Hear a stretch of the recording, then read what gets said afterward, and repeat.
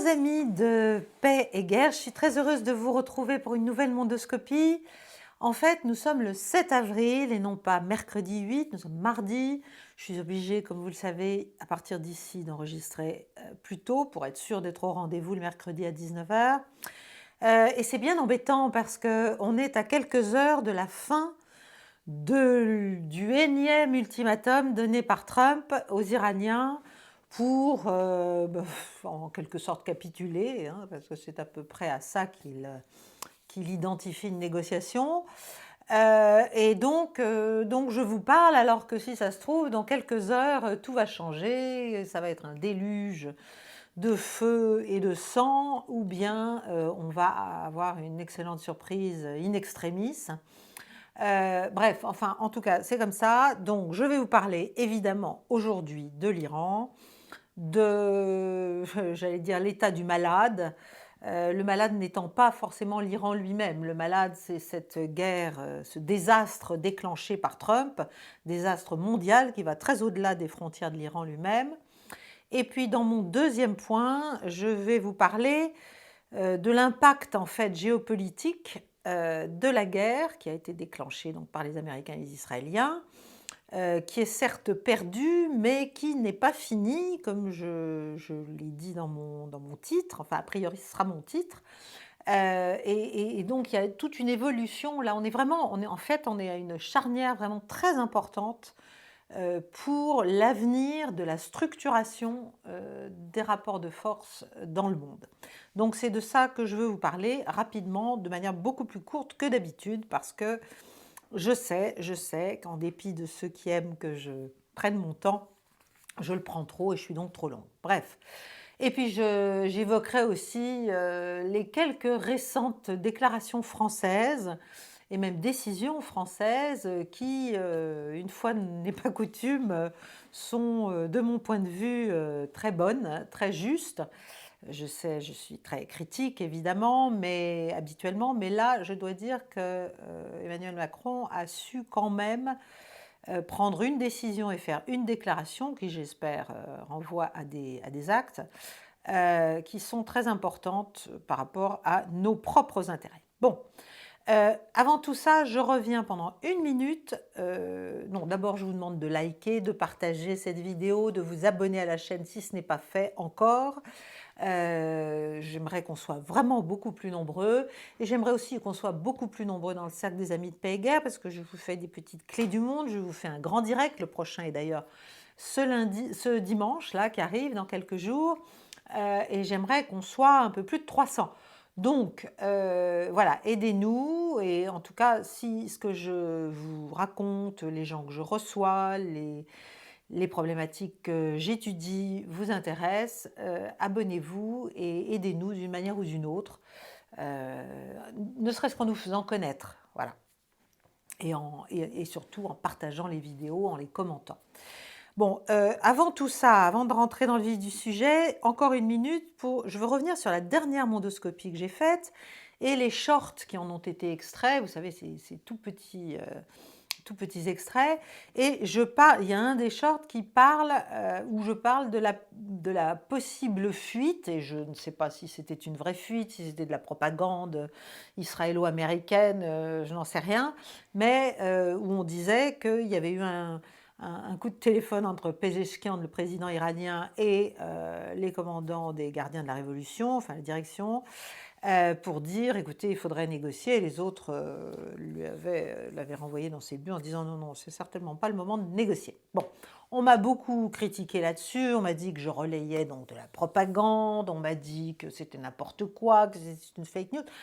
Je suis extrêmement contente si les gens qui ont fait ces critiques savent ce qu'il en est véritablement. Je pense que c'est un peu d'ailleurs la même chose qui est en train de se passer avec la proposition qui a été faite par l'ancien ministre iranien des Affaires étrangères, Mohamed Jawad Jarif, qui fait aussi une proposition plutôt allant vers la négociation, disant que l'Iran l'a emporté, l'Iran a montré ce qu'il était capable de faire et de résister à l'axe Washington-Tel Aviv, et que donc maintenant il est temps de revenir à une forme de compromis et de dialogue. Donc il y a aussi et ça c'est une véritable proposition de Jarif, pardon, mais ce que je veux dire, c'est que l'Iran n'est pas complètement, c'est pas un bloc de pierre, si vous voulez. Il y a des courants depuis très longtemps qui ont chacun leurs ambitions, qui ont chacun leurs idées, qui ont chacun leur tropisme, leurs préférences, leur vision du monde, leur vision de ce que doit être la politique de l'Iran, même dans des circonstances aussi graves. Et peut-être que cet appel n'a pas eu lieu, mais peut-être qu'il a eu lieu. Et en tout cas, il faut comprendre qu'entre la fraction dure, qui aujourd'hui a clairement la main et qui est, à mon avis, qui va l'emporter dans l'Iran de demain, et la fraction des plus modérés, eh bien, c'est une lutte d'influence et aussi, à vrai dire, de pouvoir, parce que chacun joue aussi son avenir politique. Donc, il faut que mes auditeurs, et en tout cas mes auditeurs très critiques, essaient de tempérer leur propre manichéisme, si vous voulez. Moi, je ne suis pas là pour défendre ni Washington, ni Tel Aviv, ni Téhéran. Ce n'est pas du tout mon propos, encore une fois, un peu comme sur la Russie et l'Ukraine. Je suis là pour essayer de démêler à votre profit la complexité de ce qui se passe. Voilà. Et de partager ce que je comprends. Je peux me tromper, je ne suis évidemment pas infaillible, mais en tout cas, je n'aime pas et je ne cherche pas le sensationnalisme, donc je ne suis pas manichéenne par définition, si vous voulez. Et c'est peut-être pour ça d'ailleurs que la chaîne n'explose pas dans son audience, tant pis, mais je vais pas me dénaturer, si vous voulez, pour avoir plus d'auditeurs. Pour moi, enfin, je suis vraiment comme Talleyrand sur ce point, tout ce qui est excessif est insignifiant. Voilà. Donc je ne crois pas au tout blanc, tout noir, tout bien, tout mal. Et je ne suis pas pour autant tiède ou fade, mais juste je résiste à la tentation de faire le buzz en surinterprétant des faits ou en ne choisissant qu'une lunette de présentation de ces faits-là. Voilà, donc là j'ai déjà perdu, mais en même temps c'était important, 5 minutes. Et nous allons entrer dans le vif du sujet. Bon, donc nous sommes face quand même, j'avais dit dans ma première émission sur la guerre à partir du moment où elle a éclaté, du 28 février dernier, que c'était un fiasco. Je le maintiens, c'est un fiasco pour les États-Unis et pour Israël, qui subit de très très lourds dommages, évidemment, dont on sait peu de choses, parce que là, le blackout informationnel est quasi total, mais quand même, voilà, c'est très grave pour Israël, ce qui est en train de se passer. Mais en tout cas, pour les États-Unis, c'est un échec cuisant d'une politique de pure force, de pure puissance, de sauvagerie, à vrai dire, pour essayer de paralyser, ce que je vous ai déjà aussi expliqué, la dynamique de la multipolarisation du monde, qui est un fait et qui ne va pas s'arrêter parce que Donald Trump va essayer de réduire tout le monde à l'état de cendre. Hein, ça ne va pas suffire. Donc, l'hégémon américain, si vous voulez, enfin l'Amérique s'est rebiffée en fait face à cette évolution qui évidemment ne lui convient pas et qui met en cause la suprématie du dollar, donc la manière dont elle vit depuis la fin de la Deuxième Guerre mondiale sur le dos du reste du monde, avec sa dette notamment. Ça ne veut pas dire qu'on n'a pas la nôtre. Mais en tout cas, l'hégémon s'est rebiffé et il se plante, et il se trompe, et c'est un échec parce que, écoutez, frappe de décapitation, oui, ça a fait tomber des têtes, mais ça n'a pas décapité l'État iranien. Il ne s'est pas effondré, il n'a pas été démembré, il n'a même pas été manifestement tellement ébranlé, pas fissuré, si vous voulez. Donc bien sûr, c'est d'autres qui ont pris le pas, mais ils sont plutôt plus durs que les précédents, si vous voulez. Et puis il y a aussi tout un tas de gens qui sont partis in the dark, hein, dans l'anonymat, qui sont toujours là, qui se cachent, et qui sont toujours là pour diriger aussi. Donc, si vous voulez, l'ignorance et l'arrogance, comme d'habitude, font des dégâts considérables. Et puis, au nombre des dégâts, évidemment, il y a le fait que Trump, comme d'ailleurs encore sans doute un grand nombre des chefs du Pentagone, croient toujours en la capacité, en la supériorité, si vous voulez, de l'arme aérienne. Ça date depuis bah, la première guerre du Golfe, si vous voulez, 1990-91. Mais voilà, cette espèce d'idée que l'arme aérienne, les bombes, les avions, les frappes suffisent à faire tomber un État, à faire tomber un régime, à soumettre une population, que ça marche comme ça, ben ça, en fait, ça a la vie dure à Washington. Voilà. Et pourtant, ça a été un échec. Ça a été un échec en 90-91. En 2003, en Irak, il a fallu mettre des troupes au sol considérables et bon, ça n'a pas mieux marché pour d'autres raisons. La Yougoslavie en 99, n'en parlons pas. Il y a presque eu 80 jours de bombardements intensifs sur Belgrade et sur la Serbie, mais finalement, elle n'a pas été détruite totalement, la Serbie. Elle a été extrêmement abîmée. Mais déjà à l'époque, les Serbes employaient beaucoup de leurres, comme aujourd'hui les Iraniens. Bon, bref, si vous voulez, au Pentagone, il y a des gens qui mesurent l'ampleur du désastre en cours, mais qui en même temps savent qu'une invasion terrestre serait la recette pour un nouveau Vietnam, en fait, hein, rien de moins. Et puis surtout, Trump donc veut croire encore que s'il se met à bombarder tout et n'importe quoi, d'ailleurs en Iran, ça va marcher, les Iraniens vont mettre un genou à terre et se soumettre. Il a quand même un gros problème, c'est que vous savez qu'au bout de 60 jours tout de même, et on s'en rapproche, on est à la 6e semaine de guerre, il faut quand même aller devant le Congrès, a priori, quand on est président des États-Unis, pour demander, déjà pour expliquer un peu ce qu'on fait, pourquoi on le fait, bon, et puis pour demander l'autorisation de continuer, de pouvoir continuer. Donc, l'intérêt de Trump, ce serait quand même d'arriver avant ces 60 jours, hein, sachant que ça a commencé le 28 février, d'arriver à se sortir de ce guêpier terrifiant, de cette nasse dans laquelle il s'est mis tout seul. Bien sûr, il a été très aidé et très poussé par Israël, mais enfin, c'est quand même lui qui a décidé à la fin. Bon. Alors, pour l'instant, c'est la panique. Je ne sais pas si vous suivez les tweets du président des États-Unis, mais enfin, c'est un vocabulaire de plus en plus ordurier, insultant, vulgaire, grossier. Enfin, je vous passe les tweets, vous les trouvez sur Trump Fact News, Truth Social, évidemment. Donc, soit les Iraniens font ce qu'ils veulent avant ce soir, 20h Eastern Time, enfin heure américaine côte Est, soit ce sera l'enfer pour eux, il va faire tomber l'enfer sur l'Iran, il va détruire toutes les installations électriques, il va détruire tous les ponts, il va tout détruire.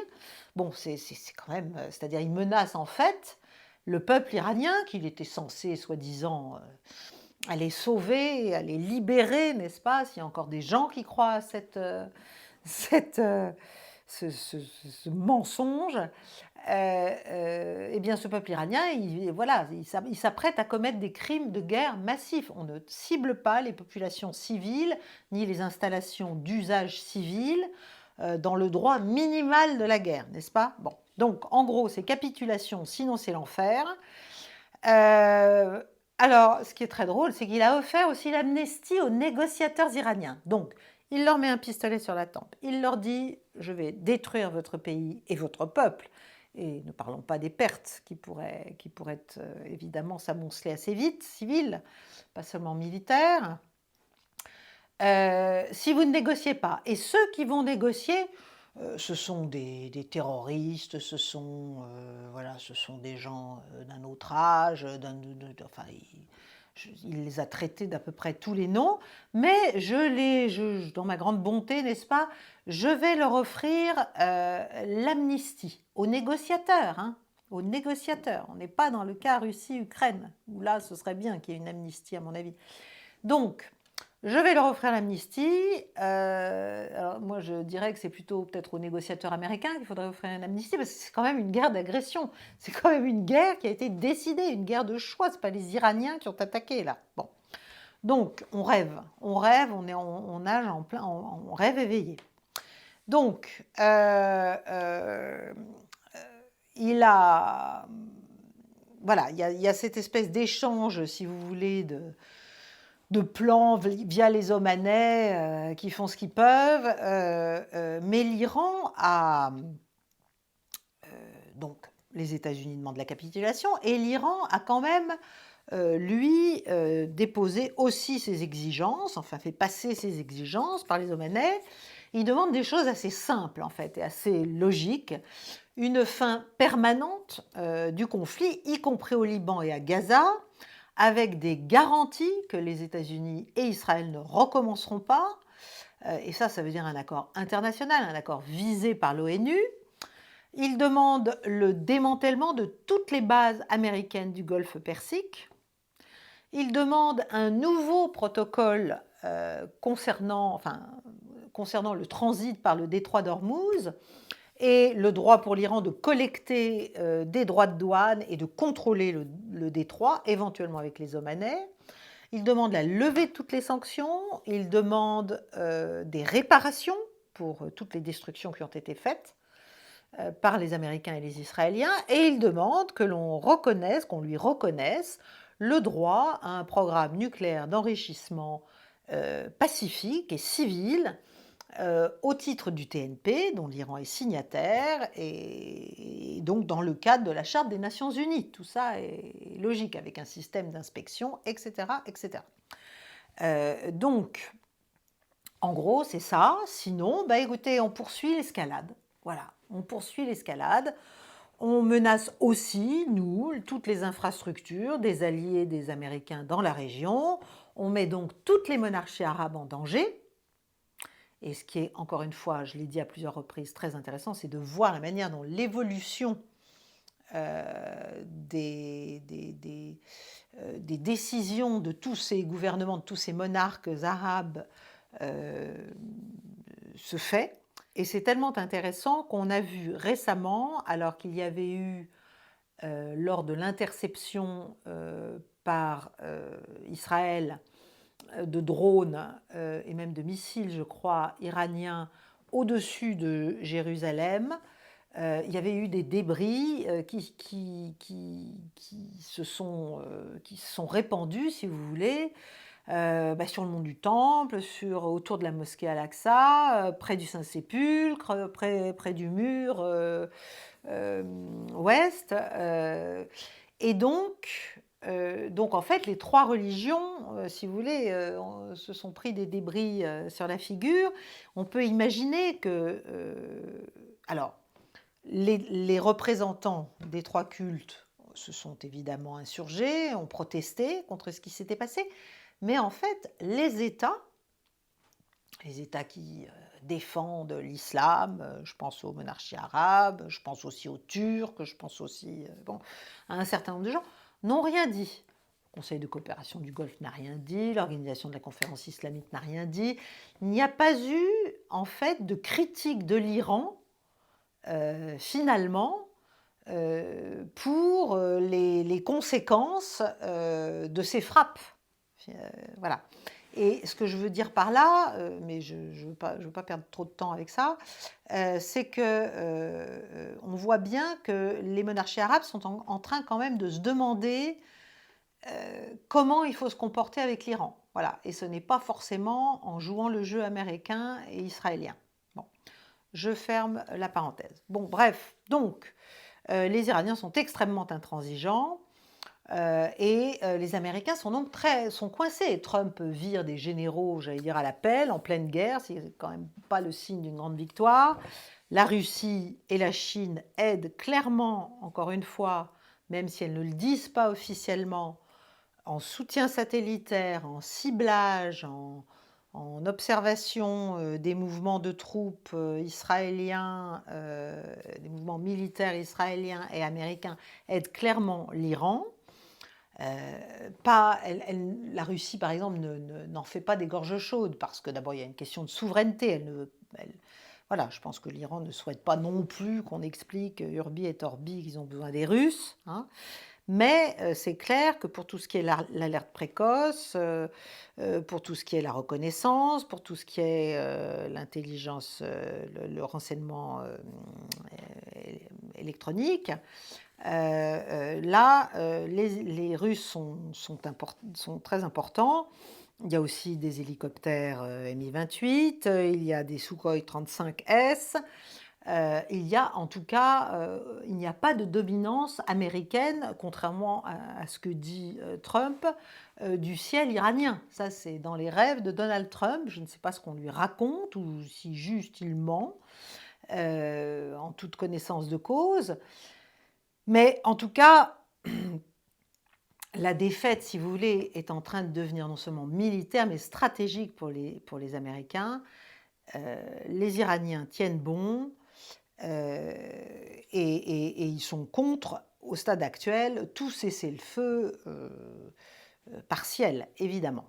Donc, que va faire Trump? Est-ce qu'il va s'enfoncer dans le désastre et lancer cette espèce d'opération ultime de destruction totale de l'Iran, c'est-à-dire quand on n'arrive à rien de ses objectifs véritables, bah, finalement, il ne reste plus qu'à faire du carpet bombing, n'est-ce pas, en espérant que ça va marcher. Ou bien, et donc il fera ça, puis après il déclarera la victoire, puis il se retirera comme si de rien n'était, avant que l'Iran ne soit le tombeau, enfin en espérant que l'Iran ne soit pas le tombeau définitif de sa présidence. Bon, je n'en sais rien. Mais je vais revenir rapidement sur l'opération prétendue, parce qu'il est de plus en plus clair que ce n'était pas l'objectif de cette opération, opération américaine de force spéciale destinée à sauver le second pilote d'un F-15 abattu par les Iraniens. Bon, donc ça c'était il y a quelques jours, jeudi soir. Et donc, il y a eu une espèce d'énorme opération américaine pour extraire ce pilote d'Iran. Il s'était éjecté de son F-15, oui, donc jeudi. Mais le problème, c'est que les États-Unis, dans cette opération, ont perdu énormément d'avions. Enfin, ils ont perdu plusieurs centaines de millions de dollars d'appareils, si vous voulez. Des hélicoptères, des C-130, des drones, les F-15, bien sûr, parce qu'il n'y a pas eu que celui-là. Et donc, on se demande, parce qu'il y a beaucoup d'incohérences dans les récits qui ont inondé immédiatement les médias mainstream, il y a beaucoup d'incohérences, d'abord topographiques, par rapport à cette opération. Donc, ce F-15, il a été shooté, il a été tiré au sud-ouest de l'Iran. Bon. Le premier pilote, je crois, a été récupéré. Le deuxième, donc, est monté enfin, a réussi, en dépit du fait qu'il était blessé, à escalader une montagne pour pouvoir lancer ses signaux de détresse. Donc, ça a déclenché, d'après ce que disent les Américains, une opération très complexe, avec différentes unités des forces spéciales américaines, différents types d'appareils aussi. Le F-15, lui, il a été complètement détruit. Mais dans cette opération, qui soi-disant donc était une opération de sauvetage de cet homme, alors que l'Iran, lui, avait lancé une chasse à l'homme pour essayer de le récupérer, vous imaginez la prise que ça peut constituer, eh bien en fait, les Américains ont perdu, sinon des hommes, en tout cas beaucoup d'appareils. Ils ont même été obligés de revenir après, de faire un raid pour les détruire, pour qu'il n'y ait pas, que les Iraniens ne récupèrent pas des matériels ou des informations. Bon, alors ça, c'est ce qui a été en gros dit. Ce qui est très intéressant, c'est que donc ce F-15, théoriquement, il est tombé pas très loin des côtes iraniennes, alors qu'en fait, les C-130 et les hélicoptères d'ailleurs aussi, et les drones, enfin bref, l'ensemble des matériels, eux, auraient été retrouvés à 200 km de là. Alors, il y avait aussi d'autres débris du F-15, bon, un peu plus près, mais à 200 km de là, dans une autre partie de l'Iran, près d'Isfahan. et en fait tout près du centre d'études nucléaires iranien, au sein duquel le chef de l'AIEA, Raphaël Grossi, a récemment dit que devait très probablement se trouver une partie, sinon l'ensemble des 430 kilos d'uranium enrichi à 60% que les Iraniens euh, euh, avaient au moment de la guerre des 12 jours et qui auraient été scellés, enfin, sous les bombes déjà américaines et israéliennes en juin dernier. Bon, donc si vous voulez, c'est pas tout à fait le même endroit. Donc que faisait ce F-15-là? Bon, c'est logique. Enfin, pourquoi est-il allé si profondément, si vous voulez, sur le territoire iranien? D'abord, c'est étonnant. Alors c'est vrai que les radars iraniens, comme c'est très montagneux, ils ne peuvent pas parfois, et surtout à basse altitude, couvrir tous les reliefs. Donc on peut échapper, si vous voulez, il y a des moyens d'échapper pour des avions et des acrobates de la chasse, hein, des chasseurs très très expérimentés, comme le sont les Américains. Et donc on se dit, mais quand même, qu'est-ce qu'il est allé faire là, ce F-15 ? Et pourquoi les autres étaient si loin de lui pour soi-disant une opération de sauvetage, mais si près du centre iranien. Donc en gros, bon, je vais vous passer tous les détails parce qu'il y a énormément de choses qui sortent, ça bouge tout le temps, il y a même des informations qui disent qu'en fait ils n'ont pas réussi à le sauver, ce deuxième pilote, bon bref. Ce qui est intéressant, c'est qu'en fait les conclusions de tout ça, c'est qu'il est très probable qu'en fait, les Américains ont voulu lancer une opération boots on the ground, pour le coup, pour essayer de récupérer ce stock d'uranium. Trump avait déjà dit qu'il le ferait à plusieurs reprises, donc c'était dans son idée, très probablement. Donc cette opération a eu lieu très en profondeur en Iran, ce qui est quand même inquiétant pour les Iraniens. C'était à l'endroit où l'Iran entrepose son uranium enrichi. Donc voilà, Trump a probablement voulu pouvoir se sortir de l'endroit où il est coincé, de l'impasse, en déclarant une grande victoire, en disant, bah, écoutez, voilà, on a récupéré l'uranium enrichi, donc maintenant, ça suffit, on peut se retirer. Bon. Donc pour l'Iran, c'est quand même, ça veut dire quand même que ce que font les Américains depuis 5 semaines, et bientôt 6, produit des effets, parce qu'il y a quand même une attrition des forces iraniennes, même s'il y a énormément de leurres qui ont été tapés en fait par les Israéliens et les Américains. Quand même, les Américains sont capables d'emmener des avions jusque vers Ispahan. Et avec des troupes, parce que dans les C-130, il y a 100 personnes. Voilà, il y avait 100 personnes à peu près. Donc, en tout cas, cette opération a peut-être eu lieu pour cet objectif-là, mais c'est un échec total. À la fin, tous les avions sont détruits par les Américains ou par les autres. Il y a eu des combats, il n'y a peut-être pas eu de pertes américaines, en tout cas elles ne sont pas dites, elles ne sont pas données. Elles ne sont pas données voilà, du côté de Washington, évidemment. Ce qui est aussi préoccupant sans doute pour les Iraniens, c'est que si cette opération a pu avoir lieu, et si ça avait pu marcher, ils avaient sans doute prévu de s'appuyer sur un certain nombre de gens à l'intérieur. Si ce n'est du centre nucléaire de recherche, si ce n'est voilà, en faisant chanter ou en corrompant un certain nombre de gens, de scientifiques qui auraient aidé quand même ces forces spéciales à récupérer l'uranium, à entrer dans le complexe, parce que c'est quand même un endroit extrêmement protégé et enterré, et à récupérer cet uranium. En tout cas, il y a donc un F-15, un A-10, deux C-130, deux hélicoptères H-60, 2 autres hélicoptères MH6 et un drone. Tout ça, voilà, c'est le bilan de cette opération qui est quand même qui est quand même un bilan très lourd, très très lourd. Et évidemment, c'est ça aussi qui rend fou Trump, et c'est aussi pour ça qu'il fait des déclarations ahurissantes de la part d'un président des États-Unis, dans un langage qui est totalement... on a l'impression qu'il perd totalement les pédales, si vous voulez. Donc je ne sais pas ce qui va se passer ce soir à 20h, mais c'est assez inquiétant tout de même.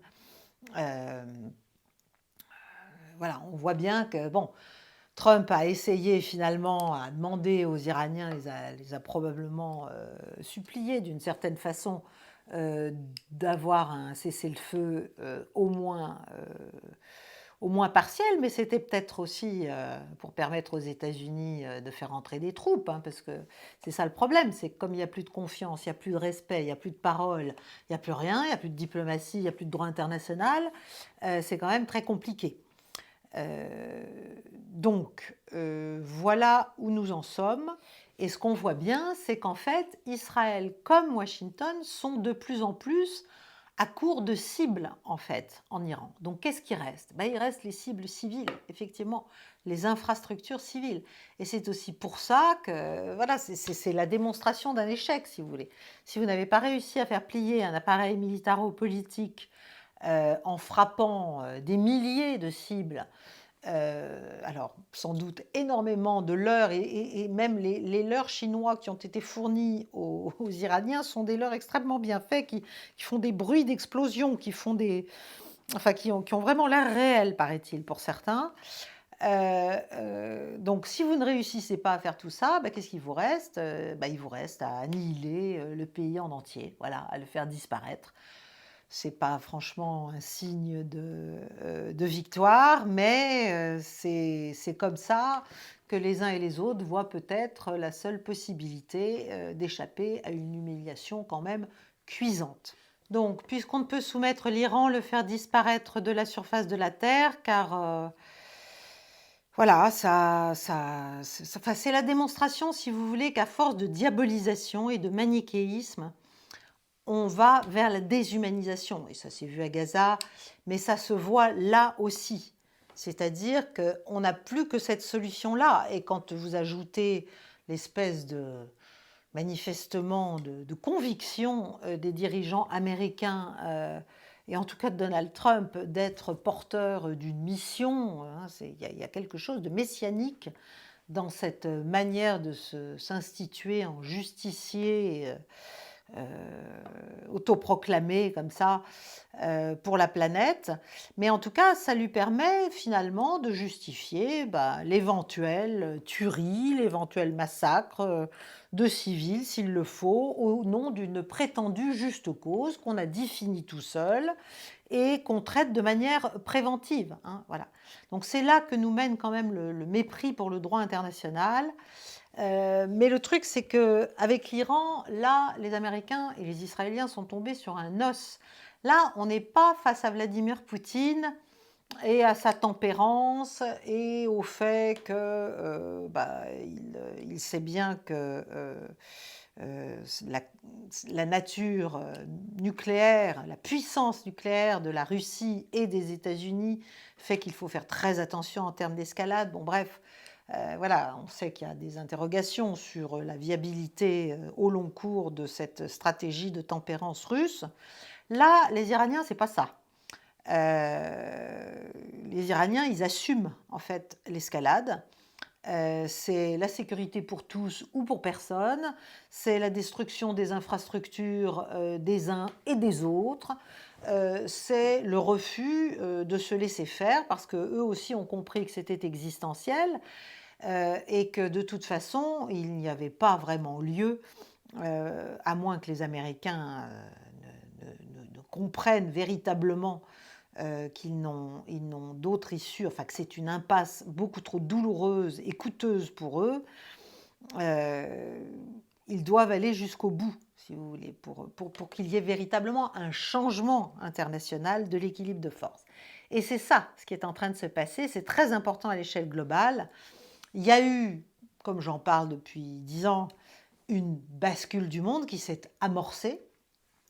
Il y a eu un sursaut de l'Empire, voilà, et on l'a vu avec l'Ukraine, déjà, avec tout ce qu'ont fait Obama et Biden, mais on l'a vu encore plus avec Trump depuis qu'il est revenu.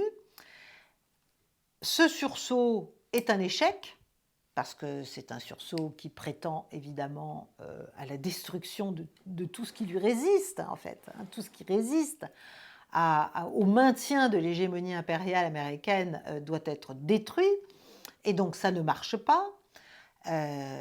L'ignorance, la violence gratuite, etc. Et du coup, on a un effet boomerang numéro 2, voilà, c'est-à-dire qu'en fait, c'est une accélération de la bascule du monde, une double accélération, c'est le double effet qui se coule, si vous voulez. Ça donne un boost de légitimité au contre-monde, à ce que j'appelle le contre-monde. Mais dans tout ça, les modalités d'une cohabitation ultime possible entre les uns et les autres deviennent difficiles à définir et d'une manière générale, tout se durcit, si vous voulez. Parce qu'effectivement, à partir du moment où vous disqualifiez toute négociation sérieuse, où vous attaquez les gens en plein milieu des rounds de négociation, où vous assassinez les leaders, où vous faites tomber tous les interlocuteurs possibles, enfin, si vous voulez, où vous rejetez toutes les règles minimales d'un échange entre parties en conflit, avec des assassinats, avec un abus de confiance permanent, tout ça, ça crée quoi? Ça crée la défiance, ça crée la froideur, ça crée la détermination, finalement, à obtenir ce que l'on mérite par la force. Voilà, à résister. Et ça a un effet, évidemment,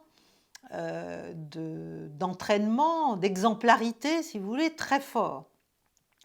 Donc, ce qu'on peut dire, c'est que les États-Unis sont en train de conduire le monde vers une radicalité grandissante,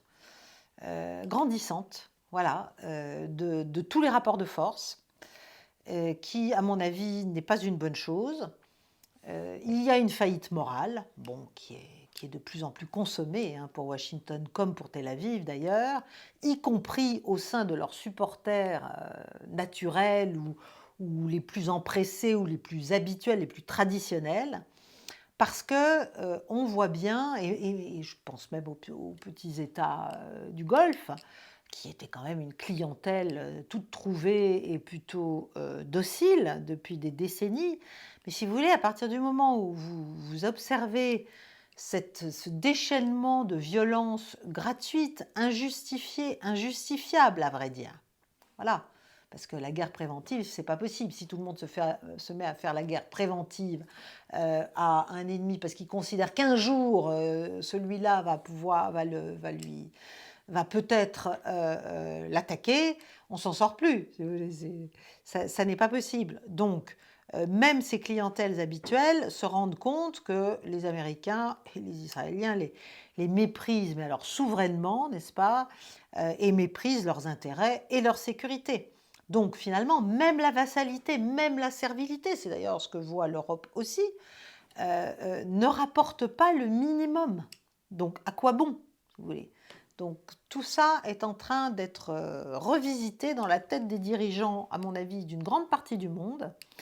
Et même les vieilles clientèles ont l'occasion désormais de se libérer. Alors, il y a loin de la coupe aux lèvres. Hein. Est-ce qu'elles sauront se libérer? Est-ce qu'elles sauront saisir cette opportunité? Ce n'est pas certain du tout. Mais ce qui est certain, c'est que l'Occident, finalement, cette image d'un Occident bienveillant et dont la puissance est orientée vers l'amélioration, si vous voulez, des États, des peuples, le développement, la démocratie, tout ça, ça n'existe que dans les yeux énamourés des myopes que nous sommes. Hein. Il y a un moment quand même où ce serait bien de se déciler un petit peu. Donc Trump, c'est un décapant radical. Voilà, c'est un décapant radical.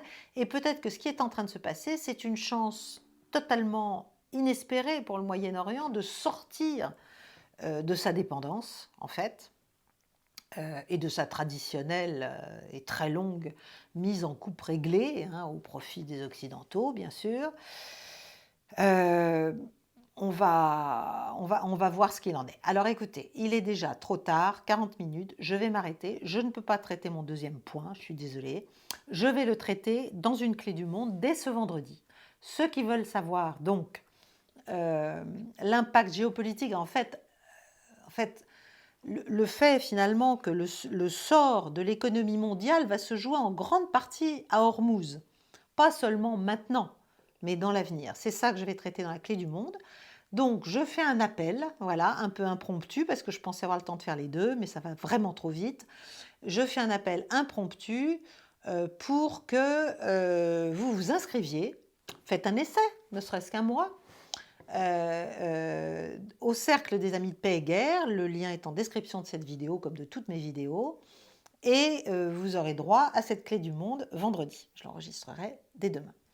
Voilà, je vous remercie de votre attention. Navré de n'avoir pas pu traiter ce deuxième point, mais je ne veux pas retomber dans la vieille ornière de l'émission trop longue. Je vous souhaite une belle soirée. Likez, partagez cette vidéo et venez, inscrivez-vous dans le cercle et on se retrouve pour la clé du monde. Et si vous êtes inscrit, eh bien, on se retrouvera aussi dimanche pour le grand direct à 18h30 avec tous les membres qui le souhaitent entre 18h30 et 20h. On revient sur l'actualité du mois et après on discute ensemble et je réponds à vos questions dans la mesure de mes moyens. Bonne soirée chers amis, au revoir.